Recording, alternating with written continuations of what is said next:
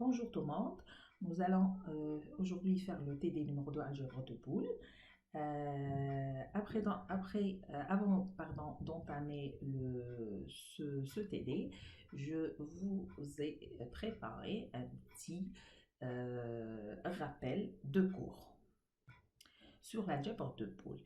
Et pourquoi vous étudiez l'algèbre de boules? La question qui se pose. Donc, vous utilisez l'algèbre de boules, c'est pour simplifier les expressions logiques. Pourquoi on simplifie les expressions logiques? On simplifie les expressions logiques pour avoir ou pour minimiser le temps de réponse. C'est-à-dire, si vous avez une expression qui est vraiment compliquée et elle est longue, vous allez une réponse de 3 à 4 secondes. Mais si vous simplifiez cette expression au moyen de l'algèbre de boules, vous allez avoir votre réponse en une seconde ou moins d'une seconde.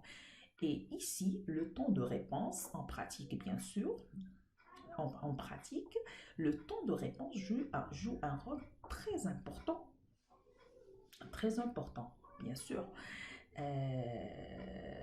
Comment vous minimisez ce temps de réponse? C'est par des expressions qui sont des expressions de boules, de l'algèbre de boules. C'est-à-dire, si vous multipliez par exemple le x fois le 0, vous avez un 0. Et si vous multipliez le x plus 0, pardon, vous trouvez un x. Et si vous multipliez un x fois 1, c'est x. Et si vous faites la somme de x plus 1, c'est x. D'accord?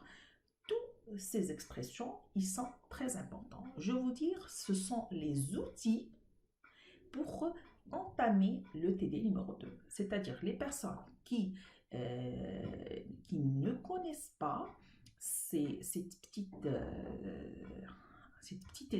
expressions, ils ne peuvent pas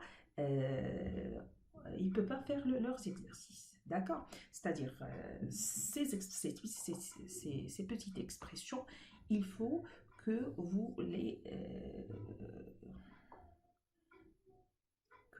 les avez toujours sur vous, bien sûr.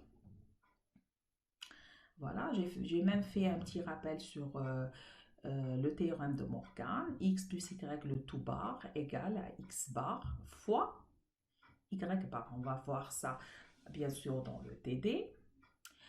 Une autre petite expression de Morgan, c'est vous faites x, y le tout bar, c'est x bar plus y bar. D'accord? Et si vous faites le x de bar, c'est x. Merci.